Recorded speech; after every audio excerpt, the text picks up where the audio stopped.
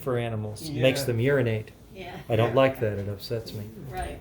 We don't Okay, want that. here we go.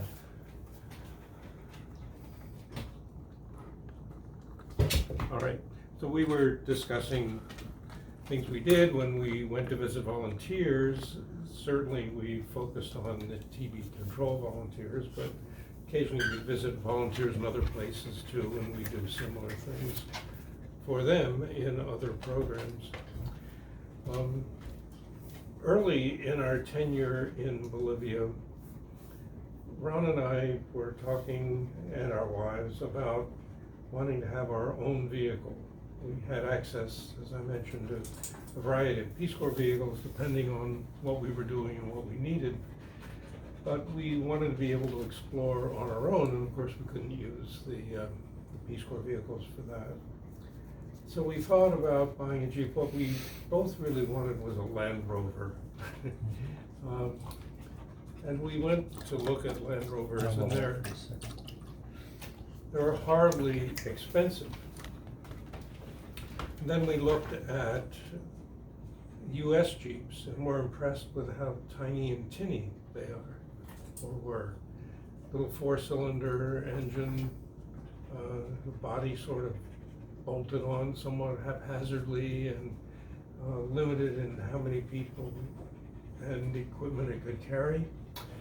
And then we looked at Toyotas and were really impressed because the Toyotas were 6-cylinder vehicles. They were bigger, they were heavier, they would haul 7 people, and of course luggage as well. So we finally decided to do that. We each bought a green 1966 Toyota Land Cruiser and used that then to sort of tool around on weekends. We took a few vacations, driving vacations in it. And of course, in the back of our mind was we were already beginning to think about coming back and how we'd like to do that, and we were thinking about trying to drive back. So this fit very well for that. We had therefore to learn how to drive 4-wheel drive vehicles.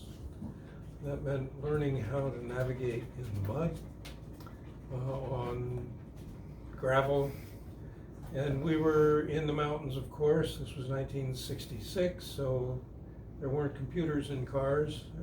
There weren't automatic ways that automobiles made adjustments for altitude and oxygen intake and all that stuff.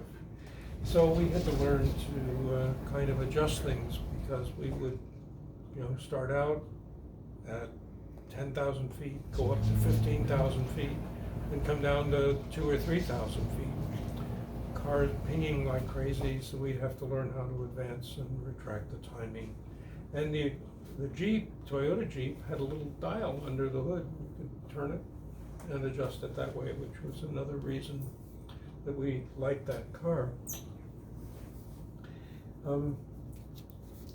So all of this was going on. We were adjusting to living there. And one event that still sticks with me, and I'm sure sticks with Ardith, is that we had some volunteers who came into town and they were sick. And they called me at night. They were in the hotel that the Peace Corps used, feeling terrible, and wondered if I could do something. So I, of course, agreed to go to the hotel and do a house call, if you will. Ardith got very upset. You remember this? Ardith spent time when I came back, she said, well, the volunteers should just wait till tomorrow. This is your time. This is a woman who lived with me through medical school and internship, when the understanding was clear that the medical needs of the patients came first, no matter what. And now we've been in Bolivia a number of months, and I had a regular 9 to 6 schedule, I guess, because there was a 2-hour siesta at noon.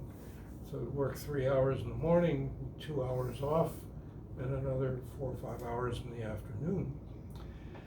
And it was kind of shocking to me, because she really thought that I was being taken advantage of. And yes, and we sat down and talked that out. And it was just that I think she had been so good and so solid, and now had me sort of on a regular schedule, the way anybody else would be. And that was a bit of a difficult adjustment for her. You honestly don't remember this? We talked about it several